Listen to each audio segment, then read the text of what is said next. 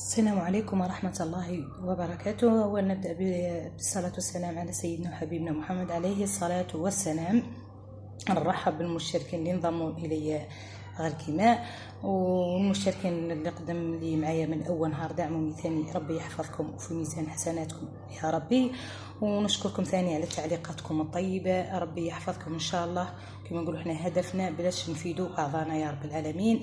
كما العادة راني والعوايد راني جبت لكم هذه الوصفة اليوم، وادعوا لي دعوة خير برك. هذه الوصفة من مفيدة لواش للسؤال المتكرر يا اختي الحبيبة اللي معناها تسألي وما حبستلكش السؤال وما لقيتيش واش ديري لها، هاني جبت لك هذه.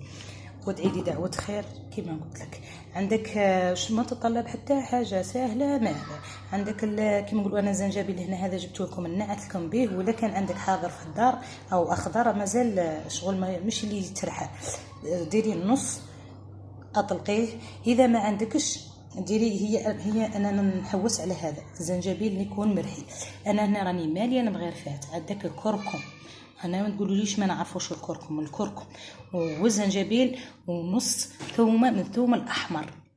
واش راح ديري لهم ديروا لها الثومه تكرفشيها في الحليب. ديري نص المغرف كيما قلت لكم انا نبين لكم برك. هنا نديري نص المغرف تاع الكركم، نص المغرف زنجبيل، وتكرفشي قلنا للثوم وتحلي بالعسل.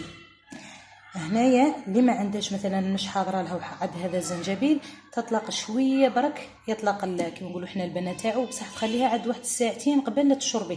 تخليه تكوني راح ترقدي تشربي. هذه هي الوصفه بالاغلبيه مفيده للشتاء. كيما نقولوا احنا في الشتاء هذه يقول لك ضربه بضربه. اشربي ورقدي وادعي دعوه خير معها، قولي دارتها قانت فلانه. اذا ما كانش كما نقولوا حنا في الصيف كما هكتين انفعي بها روحك، بصح بحاجه بشرط وشنو تبعدي الطاقه ترقديش تحتها، تبعدي الكليماتيزور جنبيه. ولا ماذا بك شومبره ما فيهاش كليماتيزور روحي رقدي فيها ولا روح رقد فيها. المهم هذه اللي نقولها لكم خاوتي العزاز. وش نقول لكم انتم ثاني ما تبخلوش كيما انا مانيش نبخل عليكم هاك، ما تبخلوش عليا باشتراك.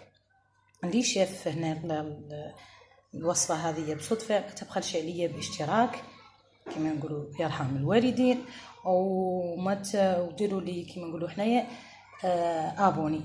هذه هي اللي كما نقولوا حنا ان شاء الله تسيوها ودير نتيجه معكم.